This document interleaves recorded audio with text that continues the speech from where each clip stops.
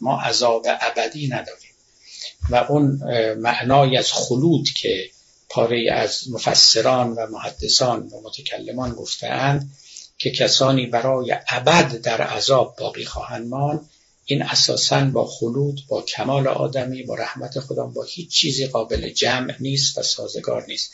برای اینکه عذابی که آدمیان میبینن برای تشفی خاطر خداوند نیست، این که معنا نداره.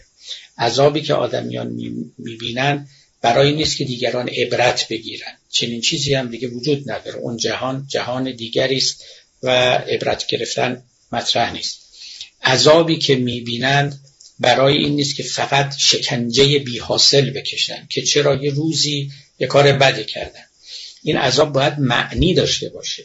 معناش هم این هستش که اینا باید پاکیزه بشن. اینا کاری رو که قبلا میتوانستن آسانتر بکنن و نکردن، اکنون با مشقتی انجام میدن. دارو میخورن اونچنان که در این دنیا داریم و باید جراحی بشن و ریاضت‌هایی بکشن و رنجی ببرن تا به سلامت نخستینی که از دست دادن برگردن. لذا از جهنم یک جور دارو تعذیب ما باید در نظر داشته باشیم.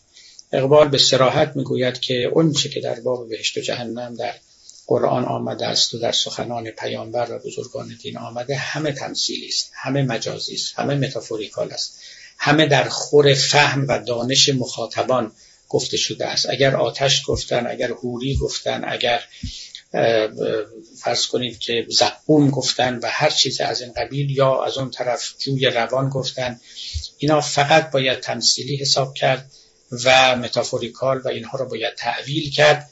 و این چنین است که اقبال به پایان این بحث میرسد